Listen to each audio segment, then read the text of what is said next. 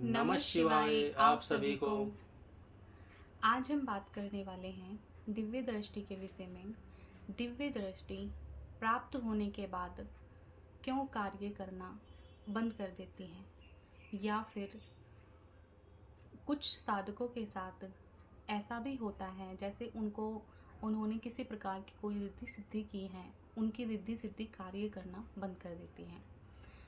और जैसे दृष्टि हमने पहले भी बताया है कि जो मेन जो दृष्टि होती है वो 3 ही प्रकार की होती है, दिव्य दृष्टि, देव दृष्टि और प्रेत दृष्टि।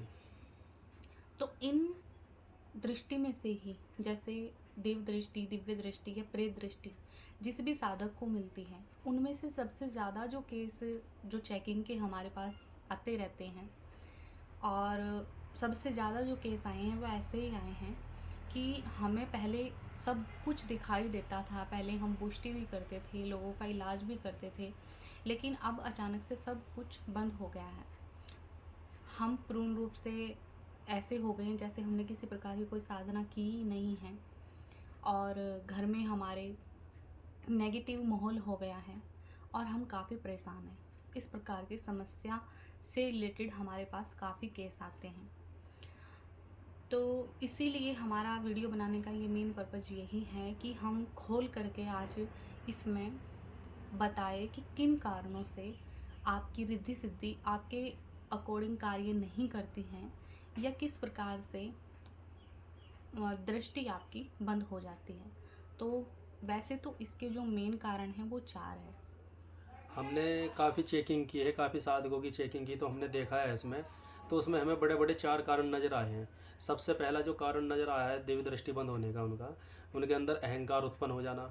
दूसरा, वे क्रोध ज़्यादा करने लगते हैं। तीसरा जो है, तंत्र क्रिया के द्वारा भी दृष्टि बंद हो जाती है। और चौथा जो कारण है, मंत्र पे विश्वास न होना। ये 4 मोटे मोटे कारण हमने देखे हैं देव दृष्टि बंद होने के। जैसे हम पहले टॉपिक पे बात करते हैं कि मंत्र पे विश्वास ना होना। जैसे कोई भी साधक जब साधना करता है किसी भी दृष्टि के लिए या किसी रिद्धि सिद्धि के लिए, तो जब साधना के लिए वो बैठते हैं तो उनके मन में तरह तरह के विचार आते हैं, और तरह तरह के विचारों में वो इतने डूब जाते हैं कि इस साधना को करते करते वो दूसरी साधना के विषय में सोचने लगते हैं कि जैसे अभी ये मंत्र फल देता है तो सही है, वरना वो मंत्र हम इस साधना के बाद हम वो मंत्र कर लेंगे। या फिर मंत्र कर रहे होते हैं और तरह तरह की वीडियो देखने के बाद भटक जाते उनकी हैं। जो स्थिति, जो मानसिकता होती है वो भटक जाती है, और उनका जो ध्यान है वो उस मंत्र पर केंद्रित नहीं होता जिस मंत्र को वो कर रहे हैं। और इस बीच होता ये है कि जो वो मेहनत करते हैं, मेहनत के अकॉर्डिंग उनको मिलता ज़रूर है। अगर उनके पास इस प्रकार का मंत्र है या किसी भी गुरु से या कहीं से भी उन्होंने मंत्र लिया है और वो आपको फल देने में सक्षम है, यानी कि दृष्टि प्रदान करने में सक्षम है, तो वहाँ से आपको मिलेगा ही मिलेगा। ऐसे साधक को मिल जाता है, लेकिन मिलने के बाद कुछ समय बाद वो बंद हो जाती है, क्योंकि आपने जैसी मानसिकता के साथ उस मंत्र को किया, यानी कि आपने पहले से ही मन बना रखा था कि आपको दूसरी साधना करनी है, तो वैसे ही जब आप उस साधना के दौरान ऐसी मानसिकता करते हैं तो आपको वैसा ही कुछ समय बाद देखने को मिलता है। यानी कि ये भी सिद्ध हो जाती है, मतलब ये सोच भी आपकी सिद्ध हो जाती है। साधना के साथ साथ ये सिद्ध हो जाता है कि आप दूसरी साधना करोगे ही करोगे। इसीलिए दृष्टि कुछ लोगों की खुलने के बाद बंद हो जाती है। और इसका जैसे दूसरा कारण बताया, अहंकार। वहीं सबसे ज़्यादा जो समस्या जो हमें देखने को मिली है हाल ही में हमारे पास, कल भी इसमें से 4-5 जो केस थे वो ऐसे ही थे। वो बोल रहे थे कि जी हमारे को दृष्टि मिली और दृष्टि के बाद इतने समय बाद दृष्टि बंद हो गई हमारी, और अब हम सही से देख नहीं पाते। या वहीं उनमें कुछ ऐसे भी थे जो देख ही नहीं पाते। और उनका उनका कारण मेन क्या था, उनमें से एक बंदा तो ऐसा था कि जिस गुरु के माध्यम से, यानी कि जिसने, उनके घर का ही था, जो देने वाला था, चाचा था उनका। तो उनके चाचा ने उनका गुरु बनकर उनको दीक्षा दी। दीक्षा के बाद उनको मंत्र कराया और मंत्र के बाद उनको दृष्टि प्राप्त हुई, उनको देव दृष्टि प्राप्त हुई। लेकिन देव दृष्टि प्राप्त होने के समय इतना क्रोध और इतना अहंकार उस बंदे में आया, उस साधक के अंदर अहंकार की जो मानता थी वो बहुत बढ़ गई। जो विद्या देने वाला था वह उस पे ही क्रोध करने लगा। और एक दिन आपसी झगड़े के कारण, मतलब सब कुछ मिलने के बाद की बात है, एक दिन आपसी झगड़े के कारण उसने अपने चाचा जी पे हाथ उठा दिया। तो हाथ उठाने की वजह से, वहाँ अहंकार आने की वजह से, जो भी आपने कमाया था, जो भी सहज रूप से आपने पाया था, वह सब खंडित हो गया। और दृष्टि जो है वो आपकी मिलने के बाद भी आपको ऐसा हो गया कि मिलती नहीं है। ये भी इसका मेन कारण होता है। फिर तंत्र के द्वारा भी। हाँ, तीसरा कारण था जैसे तंत्र के द्वारा। तंत्र ऐसे होता है कि जैसे कुछ साधकों को दृष्टि प्राप्त हो जाती है, और दृष्टि प्राप्त होने के बाद कुछ आसपास के लोग या फिर आप ही उन लोगों से मिले हुए होते हैं, या फिर आपके आसपास के लोग जो कि आपकी तरक्की को देख करके जल रहे होते हैं, और उनको पता चल जाता है कि आपको दृष्टि प्राप्त हो चुकी है। आपको किस प्रकार की दृष्टि प्राप्त है, जैसे देव दृष्टि है या दिव्य दृष्टि है या फिर प्रेत दृष्टि है। जिस भी प्रकार की आपको दृष्टि प्राप्त होती है, तो उसी प्रकार की दृष्टि के अंदर वो आप पर बंधन लगा देते हैं। और बंधन लगेगी भी तभी जब आप किसी प्रकार की अपनी कोई प्रोटेक्शन नहीं रखते हैं, या फिर आपके जिनके द्वारा आपने मंत्र पाया या जिनके द्वारा आपने विद्या पाई और जिनके द्वारा दृष्टि पाई, उन्होंने ही आपको प्रोटेक्ट नहीं किया, तो कोई भी आपका फ़ायदा उठा सकता है। कोई भी आपकी सिद्धि रिद्धि सिद्धि शक्तियों को बांध सकता है। और ख़ासकर वहीं हमारे पास कुछ लोग ऐसे भी आते हैं जो कहने को तो अपने आप शिव का भक्त बताते हैं, कोई अघोरी बताता है, तो कोई नाथ पंथ से बताता है, अलग अलग सबकी अपनी मानसिकता है, लेकिन संयम और धैर्य उनके अंदर कहीं से कहीं तक नहीं होता। जबकि जो शिव की भक्ति करता है उनका स्वभाव तो वैसे ही निर्मल हो जाता है कि वो सामने वाले बंदे के साथ ज़्यादा बहसबाजी करने की कोशिश नहीं करेगा, क्योंकि उसको समझाने का एक समय होता है, उसको बताने का एक समय होता है। उसको समझ में आती है, ठीक है, वरना साधक को उसकी साधना के अकॉर्डिंग ही उसको प्राप्त होने दो। क्योंकि अक्सर जो साधक होते हैं, जिन साधकों की समझ में ऐसी बातें नहीं आती, वो साधक अपनी साधना और अपने जप तप के जरिए, अपनी मेहनत के जरिए ही सीखते हैं, ऐसे उनको समझ नहीं आता। तो मेन कारण, जो मुख्य मेन कारण है वो यही है। और सबसे पहला कि जब भी आप कोई साधना करें, ध्यान रखें, जब भी आप कोई साधना करें तो साधना करते वक्त अपने मन को साफ रखें, अपनी भावनाओं को समेट कर रखें, बदले की भावना ना रखें अपने मन में। और दृष्टि का जो भी आपका प्रोसीजर है, आप किस लिए पाना चाहते हैं, क्या आपका मेन कारण है, उस चीज़ का ध्यान रखें। तो ध्यान रहे कि आपके मन में जितने भी उस टाइम विचार हो या जितनी भी भावनाएं हो वो पॉजिटिव हो। क्यों? और वहीं कुछ साधक हमने ऐसे देखे हैं कि तपस्या करते हैं और एहसान घर वालों पे जताते हैं। अगर तुम तपस्या कर रहे हो या जब तप कर रहे हो तो वो अपने तक ही सीमित रखो। अपने तक सीमित रखो। पाने की इच्छा है तो तुम्हारी है, तो तुम किसी और को ये नहीं कि तुम ये मैं तपस्या कर रहा हूँ या तपस्या कर रही हूँ, तुम समझो ये वो काम नहीं करना, ये नहीं करना, ऐसा नहीं है। अगर संसार में हूँ तो संसार को जीना पड़ेगा, संसार के अकॉर्डिंग चलना पड़ेगा। सब कुछ करते हुए आप मंत्र जाप करें, जो भी आपका विधि विधान है उसके अकॉर्डिंग अपना जो टाइम है, टाइम टेबल बनाएं। और ध्यान रहे, चाहे लेडीज हो चाहे जेंट्स हो, कोशिश करें कि बच्चों पर, बुजुर्गों पर या फिर घर के अन्य किसी सदस्य पे ना चिल्लाए, उस टाइम क्रोध ना करें, क्योंकि आपके क्रोध करने से आपकी जो ऊर्जा है, मंत्र की जो ऊर्जा है वो बहने लगती है, आपके शब्दों के द्वारा वो निकलने लगती है। जितना भी आप कमाते हो उसी टाइम उतना ही आप बर्बाद कर देते हो। और जैसे आप क्रोध करके दूसरों को एहसान जताते हो या कुछ भी इस प्रकार की जिसकी प्रवृत्ति होती है, उसको जो मिलना चाहिए वो कभी नहीं मिल पाता।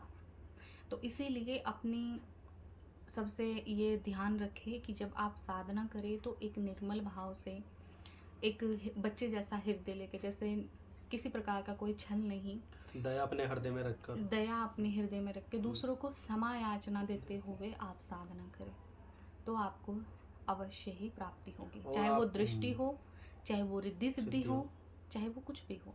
और प्रोटेक्शन मंत्र भी आप करें उसके साथ साथ। और जैसे कि ये भी कहना चाहूँगी कि कुछ लोग जुड़े हुए हैं, जैसे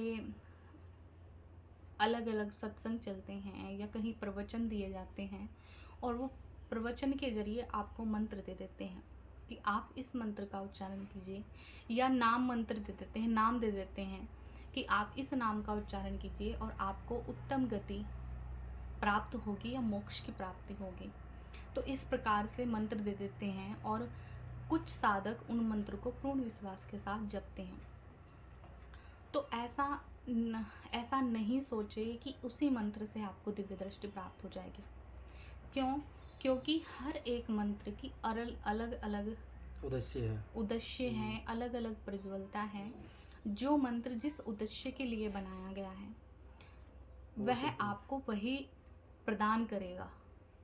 तो इसीलिए जो भी आप मंत्र कर रहे हैं, पहले आप ध्यान दें कि आप मंत्र कौन सा कर रहे हैं और किस विषय के लिए कर रहे हैं, क्या आपका मेन उद्देश्य पर्पज है। कभी भी साधना करते वक्त मन में दोहरी सोच नहीं रखनी चाहिए, मंत्र पर पूर्ण विश्वास करना चाहिए। जो भी आप मंत्र जाप कर रहे हो, तभी वह आपको सिद्धि प्रदान करेगा, तभी वह आपको जो आप चाहते हैं वो आपको प्रदान करेगा।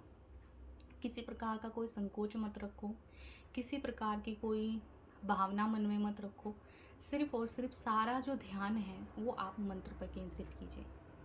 और रही बात मोक्ष की प्राप्ति की या उत्तम गति की, जब आप शिव के जरिए या विष्णु भगवान के जरिए या माँ आदिशक्ति के जरिए आप दृष्टि प्रदान करते हो या उनकी साधना करते हो, उनका नाम जपते हो, आपके मुख पे हमेशा शिव या माँ पार्वती रहती है, तो उत्तम गति तो आपको वैसे भी प्राप्त होगी। अगर आपके दिल में या आपकी भावनाओं में किसी प्रकार की इस तरह की भावना नहीं है कि किसी का बुरा करना है, आप किसी का बुरा नहीं करोगे, आप सिर्फ अच्छे के लिए ही करोगे, तो जिनकी आप शरण में हो तो उन पे विश्वास रखें।